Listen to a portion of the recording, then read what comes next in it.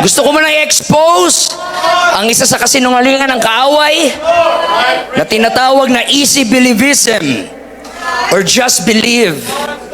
Di na ako makikinig dyan sa maliit na preacher na yan. Naniniwala naman ako sa Diyos. I believe in God. I believe in Jesus. Sino dito naniniwala sa Diyos? Tinaniniwalang may Diyos? Taas ang kamay. Si halos lahat tayo naniniwala sa Diyos. Kahit sinong tanungin mo dyan sa kanto, mga kapatid, naniniwala ka bang may Diyos? Lahat po, mga kapatid, ay naniniwalang may Diyos. Now, importante po ang paniniwala. Yan po ang simula, mga kapatid. Faith is the substance things hoped for. Without faith, mga kapatid, we cannot please God. Importante ang faith, pero hindi pwedeng sapat lang ang faith, mga kapatid.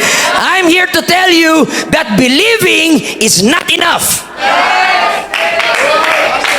Hindi po sapat na maniwala ka lang sa Diyos.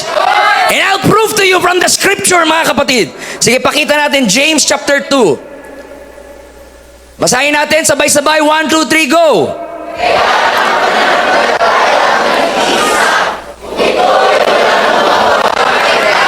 Walang silbi ang pananampalataya, mga kapatid. Hindi pwedeng nag-iisa lang siya. Verse 18. Pakibasa, 1, 2, 3, go!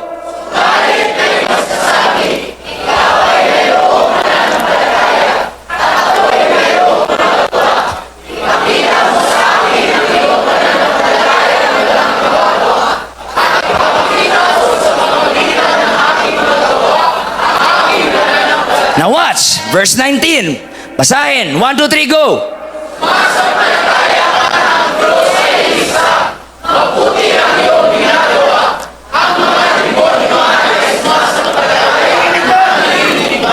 Huwag mo ipagyayabang na nananampalataya ka sa Diyos. Dahil si Satanas nga ay nananampalataya sa Diyos. Si Satanas ay naniniwala sa Diyos. Nanginginig pa, mga kapatid.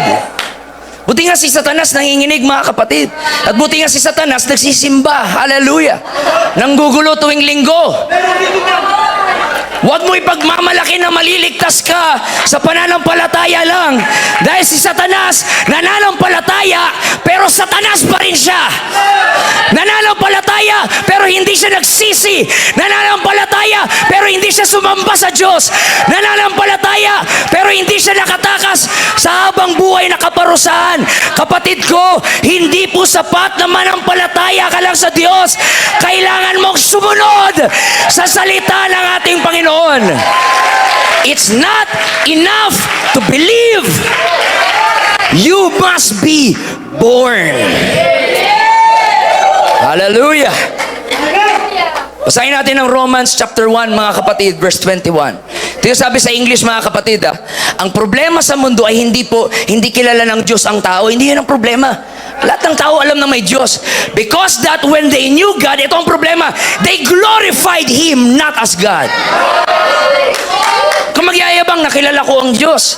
Alam ko ang Diyos. Alam ko na yung mga Panginoon Jesus na yan. Alam ko na yan. Ang tanong ay hindi ba kilala mo ang Diyos? Ang tanong, niluluwalhati mo ba ang Diyos sa iyong buhay? Siya pa ba ang iyong priority? Siya pa ba ang ino-honor mo? Siya pa ba ang sinasamba mo? It's not that we don't know God. It's that we don't glorify God.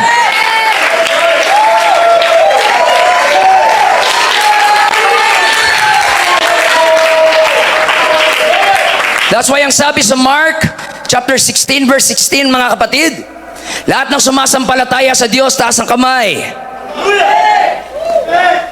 Pero ang pananampalataya ay dapat meron pong gawa. Sino ang maliligtas? Ang sumasampalataya lang ba? Hindi. Ang sumasampalataya at mabautismuhan. Bakit inuna yung pananampalataya? Kasi hindi ka magpapabautismo kung hindi ka nananampalataya.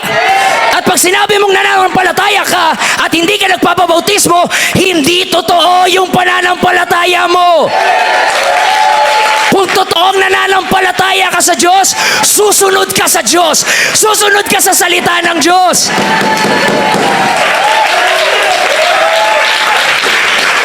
Ngunit, ang hindi sumasampalataya ay parurusahan. May iba sinasabi, o kita mo pastor, wala namang sinabing, ngunit ang hindi magpabautismo. Hindi na nga nilagay dyan kasi hindi ka magpapabautismo kung hindi ka sumasampalataya. Automatic yun mga kapatid. Siamese twins yun, hindi yun pwedeng ipaghiwalay.